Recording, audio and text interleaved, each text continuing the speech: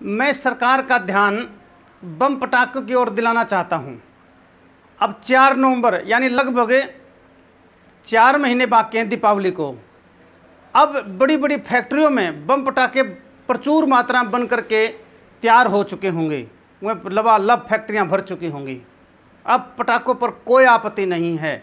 नया पटाखा चलाना खतरनाक है, न उसको बनाना खतरनाक है, क्योंकि ये जो फैक्ट्रियां हैं लगभग बड़े पूंजीपतियों की हैं। इसका सेकंड पार्ट, जब इन्हीं बड़ी बड़ी फैक्ट्रियों से ये सभी पटाखे बड़े बड़े स्टॉकिस्टों के पास चले जाते हैं और बड़े बड़े स्टॉकिस्टों से थोक दुकानदार लाते हैं, उसके बाद रिटेलर लाते हैं, बेचने वाले छोटे छोटे दुकानदार। यहाँ पर सरकार की आपत्ति शुरू हो जाती है। यहाँ पर चालान भी काटे जाते हैं बेचने के ऊपर। भय के साए में बेचते हैं, पैसे में खरीदते हैं और पैसे लगा करके भी भय के साए से पटाखे बेचते हैं। पकड़े जाने पर जुर्माने लगते हैं। अब कमाल इस बात का है, जब वही पटाखे फैक्ट्री में थे वहाँ पर कोई आपत्ति नहीं थी।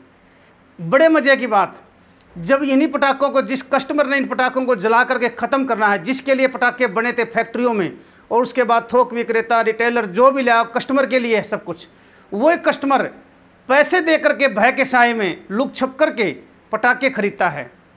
कितनी हैरानी की बात है, यह कैसा लोकतंत्र है। जब मैंने पटाखे के पैसे लगाए, मान लीजिए कि मैं 1000 रुपये के पटाखे लाया हूँ, तो मैं उसका आनंद लूँगा, मैं अपने घर में चलाऊँ, बाहर चलाऊँ, इस सरकार को क्या आपत्ति है इस बात से? अरे यदि आपत्ति है तो वो फैक्ट्रियाँ फिर क्यों चलती हैं?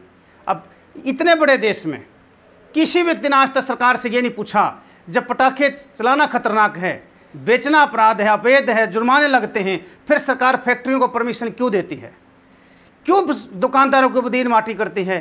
क्यों जनता पर पटाखे चलाने पर पाबंदी लगाई जाती है? क्यों जुर्माने लगाए जाते हैं? इस प्रकार की सैकड़ों आइटम और हैं जिसमें सरकार दोगली अपनी नीति अपनाती है। एक एग्जाम्पल और देखिए, प्लास्टिक के बैग जो हम पॉलीथीन बोलते हैं, सामान डालते हैं, उसके ऊपर बड़ी बड़ी फैक्ट्रियां चलती हैं। इसी प्रकार पूंजीपतियों की हैं, वह राजनेताओं के सरकार के शरण में चलती हैं। अब वहाँ पर कोई पाबंदी नहीं है। उन्हीं फैक्ट्रियों से जब थोक दुकानदारों के पास आती है, उनके पॉलीथीन पकड़े जाते हैं, पॉलीथीन भी उठा ले जाते हैं और पैसे भी लगते हैं। उन्हीं थोक दुकानदारों से छोटे छोटे दुकानदार अपने यूज करने के लिए आते हैं, या रेहड़ी जो रेहड़ी वाले हैं, कोई सब्जी की रेहड़ी लगा रहा है, कोई और दूसरे सामान की लगा रहा है, वो अपने 2-4 जो थैली पॉलीथीन की हैं वो लाता है। और छोटे छोटे दुकानदारों से भी और रेहड़ी वालों से भी कर्मचारी उनको पकड़ करके जुर्माने लगा देते हैं। अब ये बताओ, यानी बड़े पूंजीपतियों के द्वारा हम छोटे लोगों का कैसे शोषण करवा जा रहा है, और सरकार ये सब मौन अवस्था में देख रही है। अब बड़े कमाल की बात है। अब उनके फिर तो इसका मतलब उनके गले में अंगूठा दे दो, सारे दुकानदार मर जाएंगे, और सारा सामान ये बड़े पूंजीपतियों को दे दो। ऐसा जुल्म तो हमारे बुजुर्गों ने बताया कि ऐसा जुल्म तो अंग्रेजी सरकार के अंदर भी नहीं था। अब इन्हीं जुल्मों से बचाने के लिए, इन्हीं पूंजीपतियों के चंगुल से बचाने के लिए देश का किसान पिछले 7 महीनों से अपने पूरे परिवार के साथ खुले आसमान के नीचे गर्मी सर्दी तूफानों को, अनेक प्रकार की यातनाओं को सहन करता हुआ हम आंदोलन कर रहा है।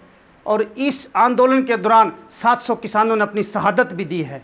मैं देश के इस किसान के रूप में इन सभी स्वतंत्रता सेनानियों को सैल्यूट करता हूं, और उन शहीद हुए किसानों को अपनी सच्ची श्रद्धांजलि अर्पित करता हूं, और देशवासियों को भी आग्रह करता हूं, इन शहीद किसानों की शहादत बेकार नहीं जानी चाहिए। मेरी ये पुण्य प्रार्थना है, इस शहादत को हमें नमन करना है। धन्यवाद।